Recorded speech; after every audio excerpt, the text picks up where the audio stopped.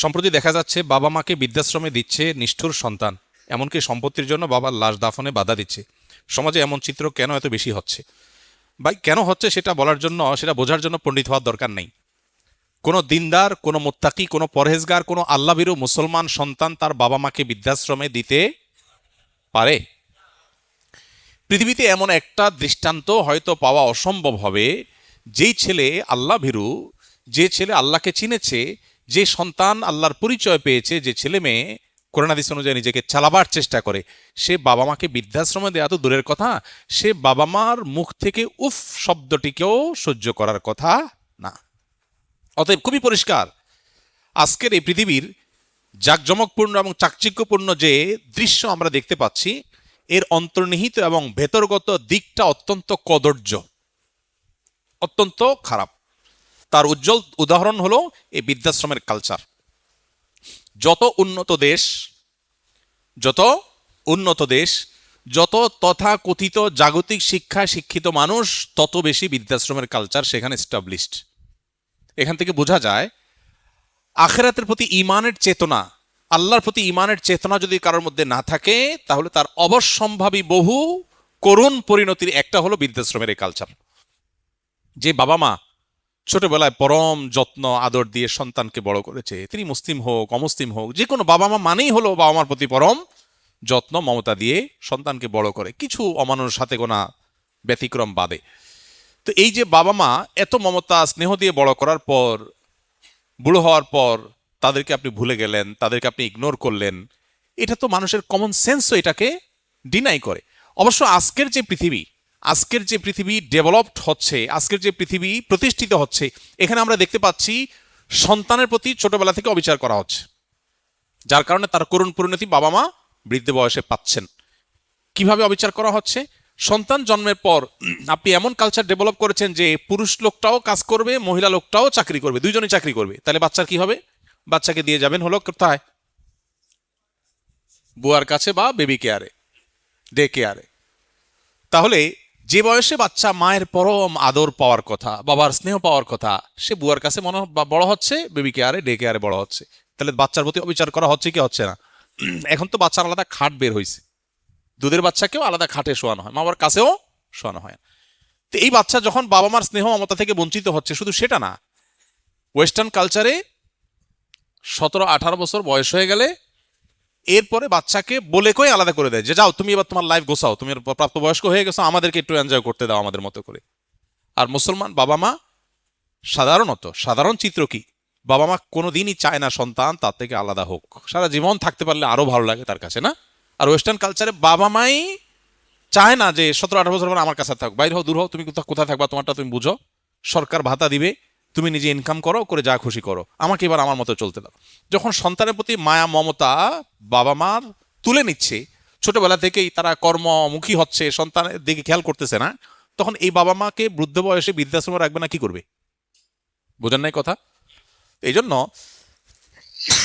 আল্লাহর সিস্টেমকে যখন মানুষ ভায়োলেশন করবে, তার করুণ পরিণতি এরকম হয়। হ্যাঁ, আমি বলছি না যে বৃদ্ধাশ্রমে থাকা সব বাবা মা তার কৃতকর্মের ফসল পাচ্ছেন, আমি সবাইকে ব্লেম দিচ্ছি তা কিন্তু না। আমি বলছি কালচারাল সমস্যার কথা। অনেক বাবা মা সন্তানকে মানুষ মতো মানুষ করার চেষ্টা করেছেন, কিন্তু সন্তান কুলাঙ্গার এবং অমানুষ হয়েছে, এটা সন্তানের দোষ, বাবা মার দোষ না। এরকম বহু বাবা মাও আছেন। আল্লাহ তাআলা আমাদেরকে আদর্শ বাবা মায়ের ভূমিকা অবতীর্ণ হওয়ার তৌফিক দান করুন। সন্তান যেন আমাদের চক্ষু শীতলকারী হয়, আল্লাহ সেই তৌফিক আমাদেরকে দান করুন। একজন মহিলার স্বামী মারা যাওয়ার পর তিনি অন্য এক পুরুষকে বিয়ে করেন, পরবর্তীতে তারা উভয়ই মারা যান। এখন আমার জানার বিষয় হলো, ওই মহিলা জান্নাতে কোন স্বামীকে পাবেন? কি চিন্তার বিষয়! বিরাট পেরেশানির কথা। মানুষের চিন্তার আর আইটেম খুঁজে পায় না। আরে ভাই, কোনো মহিলার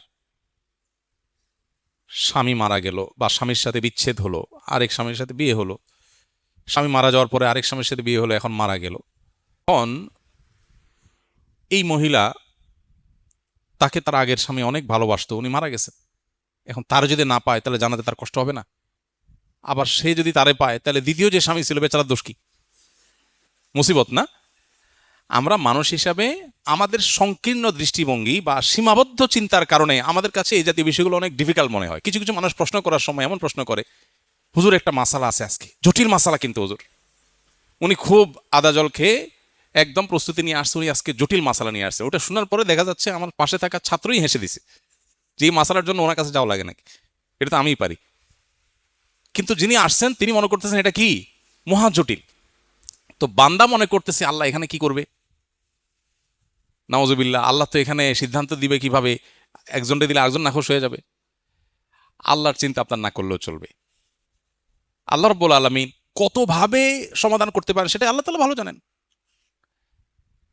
একটা সম্ভাব্য ওয়ে, জাস্ট একটা আইডিয়া, আল্লাহ যাকে দিবেন, সর্বশেষ স্বামী যিনি, এক স্বামীর সাথে ছিল, সে স্বামী মারা গেলেন, আরেক বিয়ে হলো, এই স্বামীও মারা গেলেন, আরেক বিয়ে হলো, সর্বশেষ যে স্বামী তিনি, এই স্বামীর সাথে যদি আল্লাহ তাআলা এই ভদ্র মহিলাকে দেন জান্নাতে, তাহলে প্রশ্ন হলো আগের স্বামীরা তো তার ভুলতে পারবে না, জান্নাতে তারা তো তার মিস করবে। উত্তর হলো আল্লাহ তাআলা তার প্রোফাইল থেকে এই মহিলাকে ডিলিট করে দিবেন। কি বলেন, তার মেমোরি থেকে ডিলিট করে দিবেন। এরকম কোনো মানুষ তার পৃথিবীতে ছিল সে হতে পারে না এরকম। আজকাল বিভিন্ন রোগের কারণেও তো মানুষ এরকম হয়ে যায় না, যে তার ছেলেকেই ভুলে গেছে আর সে চিনে না। তো আল্লাহ রাব্বুল আলামিন কতভাবে ম্যানেজ করবেন এটা আল্লাহ তাআলা ভালো জানেন। আপাত দৃষ্টিতে তো সর্বশেষ স্বামী যিনি তার সাথে থাকবে এটা খোলা চোখে বোঝা যাবে। এই বিষয়গুলোকে কোরআন হাদিস আলাদা করে ডিসক্লোজ করে নাই, এগুলো আলাদা স্পষ্ট করা হয় না, অতএব এগুলোতে আমাদের ঘাটাঘাটি না করলেও চলবে। এখন মুশকিল হলো মানুষ দুনিয়া থেকে আখেরাতটাকে দুনিয়ার মতো মনে করে, দুনিয়ার মতো মনে করে। মহিলা চিন্তা করে আমি আমি কোনটারে পাবো, স্বামী চিন্তা করে হায় রে, আমি পাবো কিনা। আরে চান্দু, কিয়ামতের ময়দানে ইয়ানফসি ইয়ানফসি বলতে জান যাবে, কারে পাবে না পাবে সে তো বহুত পরের কাহিনী, তাই না? তো এই জন্য আমরা দুনিয়াটারে আমাদের মতো করে ভাবি, এই জন্য এরকম মনে হয়। ওই যে এক মহিলা অনেক আগে লাইভে আমার কাছে প্রশ্ন করেছিল, লিখেছিল যে ভাই এমন কোনো আমল আছে কিনা যে আমি মারা যাওয়ার পরে আমার স্বামী আর কোনো বিয়ে করতে পারবে না। তা আমি বললাম যে আপনি মারা যাওয়ার পরে আপনার চরকায় তেল দিতে দিতে জান যাবে, স্বামী বিয়ে করছে না অন্য কি করছে এটা দেখার সময় আপনার হবে না। এটা দুনিয়াতে এখন ফুর্তিতে আছেন তো এই জন্য এসব মনে হচ্ছে, মরার পরে আপনার সেই ফিলিংস থাকার কথা না, ইয়ারমসি ইয়ারমসি করতে জান যাবে। তো যাই হোক, এটা আল্লাহ তাআলা ভালো জানেন এবং আল্লাহর জন্য এগুলোর সমাধান কোনো জটিল বিষয় না, আমাদের কাছে অনেক জটিল মনে হতে পারে। আমরা যে কলম, বই, বালিশ ইত্যাদি ভুলে যদি পায়ে লাগে অথবা হাত থেকে পড়ে যায়, তাহলে অনেকে এটাকে তুলে সালাম করে, মুখে ও চোখে লাগায়। শরীয়তে এটার কোনো ভিত্তি আছে কিনা? বা এই কোরআন বা হাদিসে আলাদা করে কলম, খাতা, বই, আপনার বালিশ বা বই পুস্তক এগুলো সম্মান করতে চাই যে জিনিসগুলোকে আমরা, সেগুলো পায়ে লাগলে সেগুলোকে মানে সালাম করা বলতে আসসালামু আলাইকুম তো আর বলে না, টাচ করে একটু মুখে চুমা দেয়, এটা যে আমাদের দেশে করে এরকম কোনো কথা কোরআন বা হাদিসে আমাদেরকে করতে বলা হয়নি। কিন্তু সম্মান পাওয়ার উপযুক্ত জিনিসকে সম্মান করতে হবে, এটা আদব এবং শিষ্টাচার। ইসলাম আমাদেরকে সেটুকু জিনিস শিখিয়েছে। ফলে জ্ঞানের একটা উপকরণ, সেটাকে আমরা অসম্মান করব না, জ্ঞানের উপকরণকে আমরা অসম্মান করব না, সম্মান প্রদর্শন করব, এটুকু শিক্ষা ইসলামের আপনার যে কোর শিক্ষা আছে সেখান থেকে বোঝা যায়।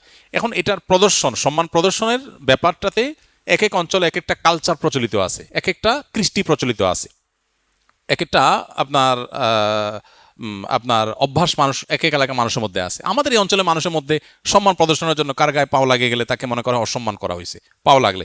অথচ আরবরা মানুষ একজন আরেকজনকে ঘুম থেকে ডাকার জন্য পাও দিয়ে ডাকে, এরকম করে। আমাদের এরকম করে পাও দিয়ে যদি ডাকে তো ঘুম থেকে উঠে প্রথমে একটা বিসমিল্লাহ বলে মারবে, তাই না? যে আপনি লাথি মারতেছেন, আমার ইয়ার্কি মারতেছেন নাকি? অথচ তাদের কাছে এটা কোনো দোষের ব্যাপার না। মক্কাতে মসজিদে আরামে, মদিনা মসজিদ নবীতে দেখা অনেক আরাবিয়ানরা কেউ যদি শুয়ে থাকে পাও দিয়ে এরকম মানে লাথি মারে, লাথি তো না, মানে তাকে ডাকে। তো এই অঞ্চলের মানুষ প্রথম তো খুব বিব্রত হয়, আরে লোকটা কি ব্যাককল নাকি, কিন্তু তাদের কাছে এটাই কালচার। তো এখন আমাদের এখানে যেহেতু সম্মান সবাইকে দিতে হবে, অসম্মান করা যাবে না, এটা মৌলিক কথা। তো এখন আপনি কারোর কাছে পায়ে লাগলে আমাদের দেশে সাধারণত অসম্মান করে পাও লাগানো হয়, সেই জন্য আপনি তাকে টাচ করে শুধু বুঝাইলেন যে ভাই এটা ভুলে হয়েছে, ওই ভুলে হয়েছে যে ওইটা তর্জমা হলো তার গায়ে টাচ করলেন। টাচ করেন আমাদের দেশে, পাও লাগলে কি করে, গায়ে হাত দেয়। এর মানে কি, এটা তর্জমা হলো ভাই ভুলে লাগছে, সরি, অতএব এটা ঠিক আছে। তো এরকম যদি বালিশ ইত্যাদিতে পাও লাগছে আর কেউ এরকম চুমা দিছে, এর মানে হলো সে আসলে অসম্মান করতে চায় না, ভুলে লাগছে। তো এটা মৌলিকভাবে কোনো অন্যায় জিনিস না, তবে এটাকে কোনো সুন্নাহ মনে করা যাবে না, কোন দেশের নির্দেশ মনে করা যাবে না, কারণ কোন দেশের এরকম কোনো নির্দেশনা নাই। এটা জাস্ট আমার নিজস্ব শ্রদ্ধা বোধ থেকে, শিষ্টাচার বোধ থেকে আমি করছি, জাস্ট এতটুকু। এর কোনো শরঈ গুরুত্ব নাই, শরঈ বিবেচনা, এটা কোনো সুন্নাহ মুস্তাহাব কোনো কিছুর মধ্যে পড়ে না, এটা খুব ক্লিয়ার থাকতে হবে আমাদের কাছে, বাকি সব ঠিক আছে। এক এক এলাকার মানুষ এক একভাবে নিজের অবস্থার প্রকাশ করে। আপনি কেরালার মানুষ যদি দেখেন, ইন্ডিয়ার কেরালা, তামিল, এই সমস্ত এলাকার মানুষজন যদি জিজ্ঞেস করে তুমি খাইছো, তো আমরা সাধারণত মাথা নাড়ি এভাবে, যদি মুখ দিয়ে কেউ উত্তর না দেয় মাথা দিয়ে উত্তর দেয়। তো আমাদের এলাকার মানুষ, এই বাংলাদেশের মানুষ, এই অঞ্চলের মানুষ মাথা এরকম নেড়ে, তার মানে খাইছি না। আর ওরা কি বলবে? এখন আমাদের দেশে যদি কাউকে জিজ্ঞেস করে খাইছো, আসে বলে, তো এটার মানে কি? এটার মানে কি? খায় নাই। কিন্তু ইন্ডিয়ান ওই সমস্ত এলাকার মানুষজনকে যদি জিজ্ঞেস করে যে খাইছে, তো বলো হ্যাঁ খালিয়া, হ্যাঁ খালিয়া, হ্যাঁ খালিয়া। এখন সে তো মাথা এরকম করে ডুলায়। আমার দেশে এটা মানে হলো না, আর তার ওখানে হলো হ্যাঁ। আল আদাতু মুহাক্কিমা, কোন এলাকাতে কোনো প্রচলন থাকলে ওইটার আলোকে ফয়সালা হয়, ওখানে তর্জমা ওইটাই।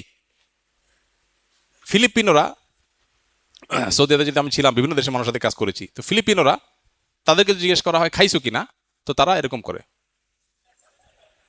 মানে চোখের উপরের দিকে তোলে, এটা মানে ইয়েস। এখন আমার দেশে যদি জিজ্ঞেস করে খাইছো কিনা, যদি এরকম করে বলবে তোমার জিজ্ঞেস করলাম খাইছো কিনা, তুমি তো চোখ ঘুরাইতেছো আমারে। আমি জিজ্ঞেস করলাম খাইছো কিনা, তুমি দেখি চোখ ঘুরাইতেছো আমারে। কিন্তু তাদের ওইটা কালচার, এরকম করে তারা। এখন যে না বুঝবে তার কাছে মনে হবে ব্যাপার কি, লোকটা কি অভদ্র নাকি? তো এখানে ভদ্রতা অভদ্রতা নিরূপণ করবে ওই এলাকার প্রচলন। তার এলাকাতে যদি, এখন বাংলাদেশে কেউ যদি জিজ্ঞেস করে খাইছো কিনা, যদি এরকম করে, তুমি বলবে বেয়াদব।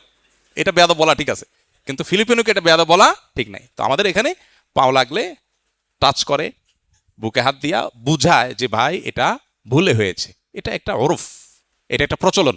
অতএব এই প্রচলন, এটা শরিয়ার কোনো নির্দেশনা না, সম্মান প্রদর্শনের জায়গা থেকে, শিষ্টাচার বোধের জায়গা থেকে গ্রহণযোগ্য, জাস্ট এতটুকু। এটাকে সুন্নাহ মুস্তাহাব বা কোরআন হাদিসে বর্ণনা মনে করা যাবে না। আমরা যারা সরকারি ব্যাংকে চাকরি করি, তাদের চাকরি যদি হারাম হয়ে থাকে, তবে সরকারের অন্যান্য বিভাগে যারা চাকরি করেন তারাও তো পরোক্ষভাবে ব্যাংকের ও রাজস্বের সমন্বিত তহবিল থেকেই বেতন তোলেন, তাহলে তাদের চাকরি কিভাবে হালাল হয়? ভাই, দুইটার মধ্যে পার্থক্য আছে। একটা হলো আপনি সুদের সহযোগী। নবী করিম সাল্লাল্লাহু আলাইহি সাল্লাম বলেছেন লাআনাল্লাহু আকিলার রিবা ওয়া মুকিলাহু ওয়া কাতিবাহু ওয়া শাহিদাইহি। সুদ গ্রহীতা, সুদ দাতা, সুদের লেখক, সুদের সাক্ষী, সবার প্রতি আল্লাহর লানত বর্ষিত হয়। আপনি সুদী ব্যাংকে লেখালেখি করছেন, হিসাব করছেন, সুদের সাথে কোনো না কোনোভাবে আপনার সম্পর্ক সরাসরি প্রত্যক্ষভাবে জড়িয়ে যাচ্ছে। আর আরেকজন এমন কোনো কাজ করছেন, কাজটা হালাল ইটসেলফ, কাজটা কোনো হারাম না, তার বেতন বিভিন্ন সোর্স থেকে আসছে, সেখানে হালাল হারাম মিশ্র থাকতে পারে। এই দুইটা এক জিনিস না, দুইটা দুই জিনিস। সরাসরি আপনি কোনো হারামের সহযোগিতা করলে সেটা অবশ্যই হারাম, এবং তার জন্য আল্লাহর কাছে দায়ী হতে হবে, গুনাহগার হতে হবে।